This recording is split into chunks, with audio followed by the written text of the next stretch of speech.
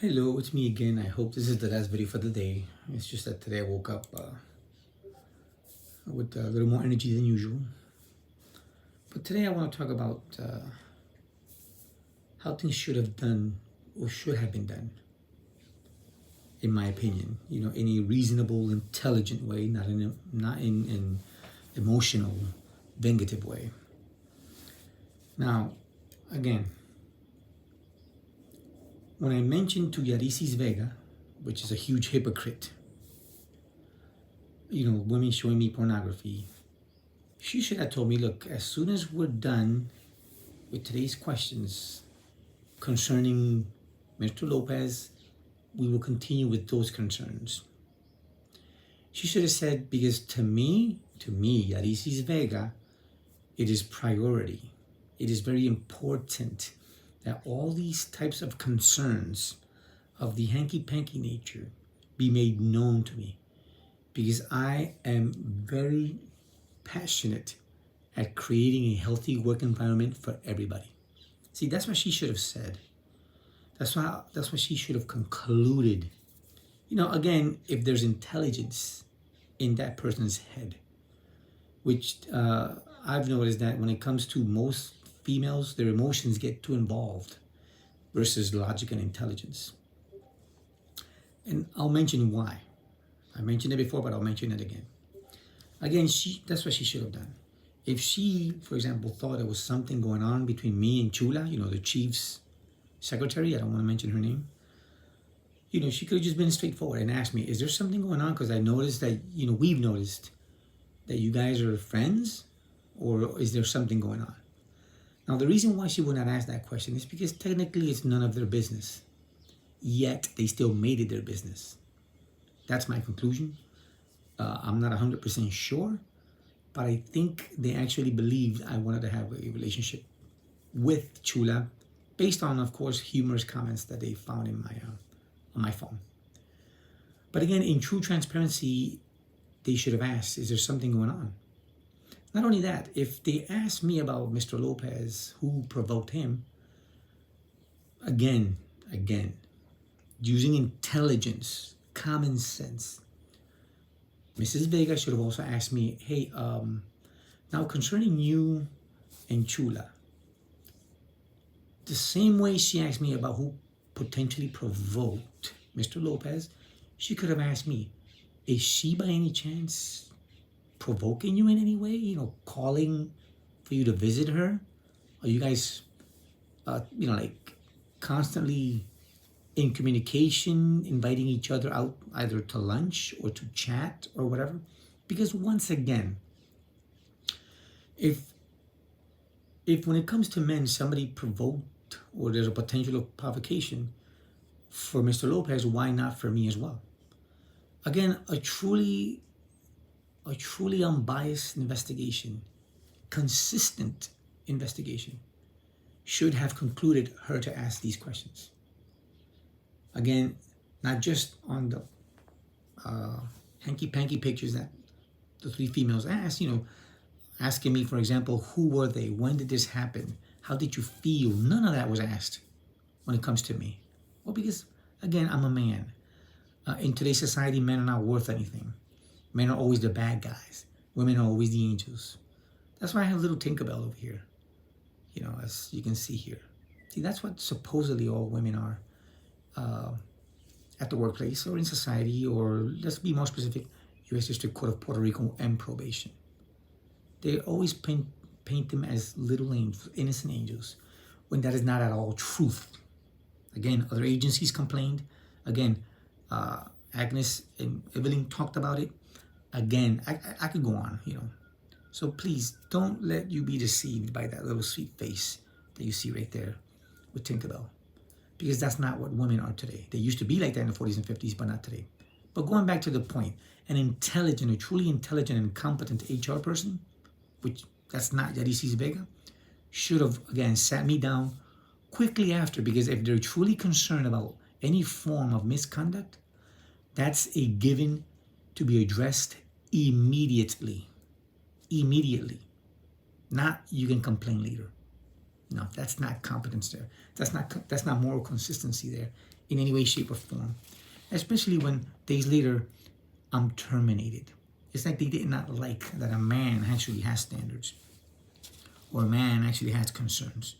So once again, that did not happen. That did not happen.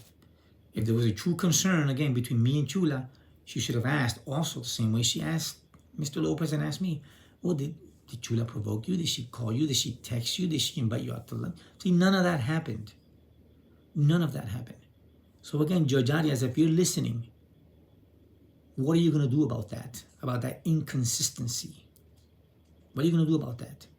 Because again, for women to show me porn in a federal building, in your federal building, let's call it yours because you're the chief judge, that should be a major concern to you as well, not just HR.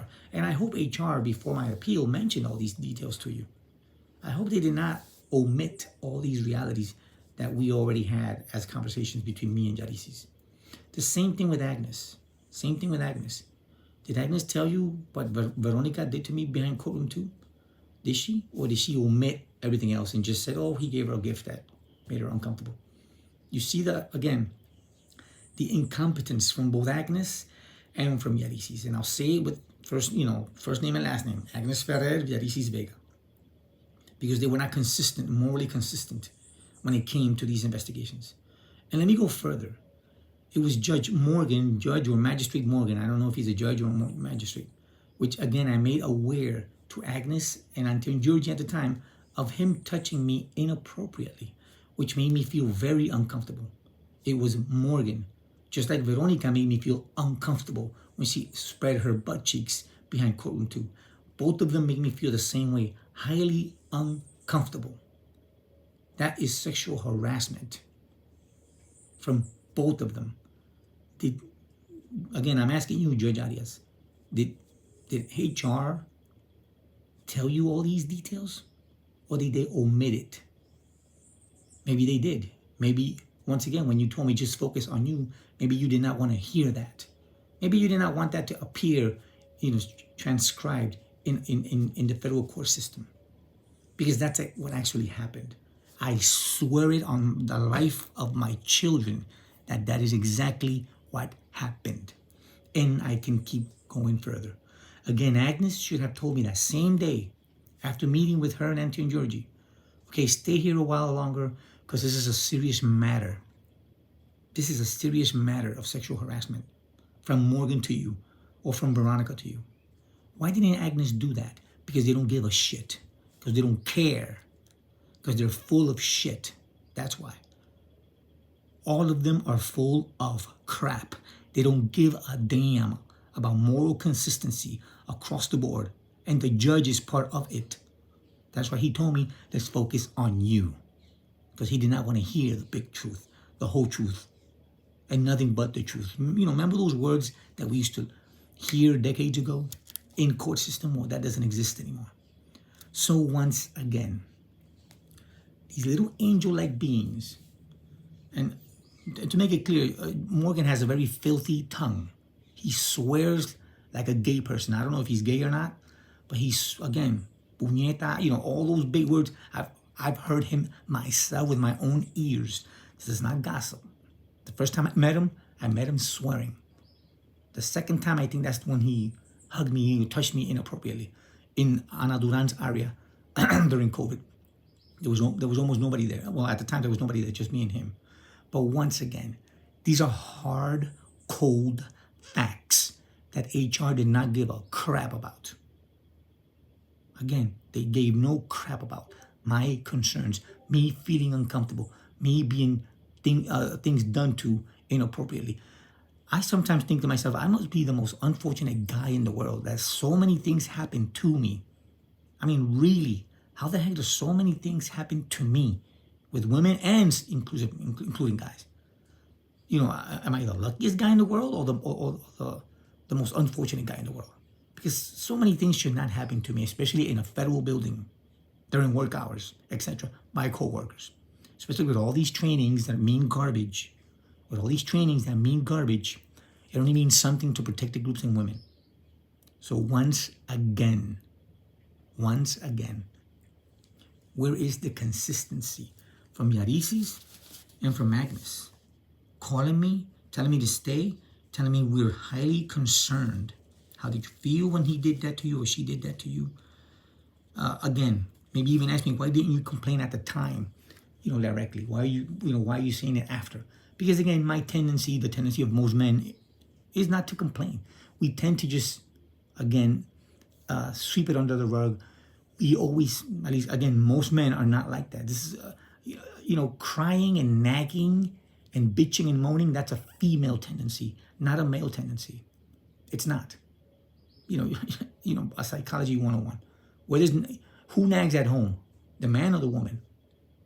It's usually the female. Who complains or at work and gets triggered easily over any little comment? Women. Again, you can't compare. We're not equals. We're not the same. So you can't apply rules the same way.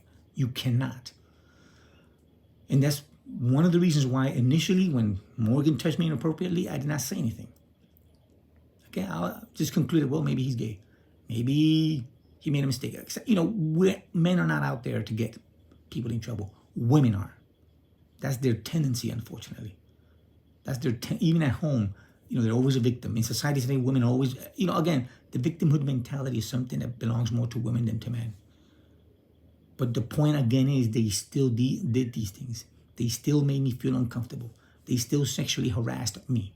Whether intentionally or not, I still felt very uncomfortable when these things happened. Even with Sylvia Carreño, when she put her, like I mentioned before, her arms on her waist and told me near the elevators, I have your number now. Now you can't escape me. Technically, that too would be sexual harassment. I'm not going to say it is because actually, in her case, it did not make me feel uncomfortable. It did not. So I can't say it. But Morgan's did and Veronica's actions did. Made me feel very uncomfortable. But HR does not care. They don't give a damn. If I were a woman, they'll be very passionate about, no, you need to stay. We need to talk about this. Do you need to call some kind of hotline? Do you need therapy? Do you need, again, the hypocrisy, the misandry that exists within the federal courts and perhaps throughout Western society, it's just horrendous. It's just horrendous. Where were you, Yarisis? Right after I told you those things about women showing me porn, where were you? An hour later, even at that same moment, you could have said, okay, stay, don't leave. I need to hear about the rest of what you just said. None of that. Or maybe I'll give you a day. None of that. Or just send me an email at the end of the day. Hey, let's not forget about continuing this conversation. That's a very serious matter. She didn't give a shit because she's a hypocrite. Yarisis Vega is a hypocrite when it comes to sexual harassment or hanky-panky. It only applies to the protection of women. The hell with men. Same with Agnes. Same thing with Agnes. Nothing about Veronica, nothing about Morgan. Because men don't mean crap. Period. In their misandrist minds, in their Me Too mind, in their feminist minds, only women are victims. Men are always villains. And that's what I've always seen, even in the trainings. I remember one of the trainings where, again, a guy's touching a woman inappropriately, which, again, yes, it was wrong what the guy was doing. But then they showed two women pointing, saying, shouldn't we do something? No, you should put a man and a woman pointing and saying, that guy's doing something wrong. So, again, trainings are dividing men from women and painting women as victims, like right here, little Tinkerbell, and men are always villains. And the gay community is never even mentioned. And they do a lot of horrendous things, like criticize religion, vulgar language. They know this. Come on. They know this. But they don't care. So once again, Agnes, Yarisis, you both are hypocrites. You guys have no real competence. Or all you're competent is, you're very competent at targeting people, at making a big deal out of small comments compared to what others have done, specifically even to me. Again, like Jesus said 2,000 years ago, you remove the fly, but you consume the camel. In other words, you make a big deal out of the tiny fly, but the bigger, the more horrendous animal, you accept it. The worst behavior is accepted and tolerated, and you know it based on the other videos I already mentioned. You talk among yourselves about that. You deny me my appeal to stick to just me and ignore everything else. What hypocrites you guys are. Serious, Raul Arias. You're the biggest hypocrite I've known. And I've worked in other courthouses, but you're the worst. You're the worst to do that, honestly. And I hold you responsible for all of this misbehavior that has not been accounted for. Because you are the chief judge after all. I mean, why are you chief judge? Just to sit on a bigger chair? Is that it? Just to have a pretty little title? And that's what it seems like to me. Like a lot of the hypocrisy, a lot of the double standards, a lot of the immorality. Supposedly federal employees should be an example for society. And no, you're not. You're disgusting. You're all disgusting.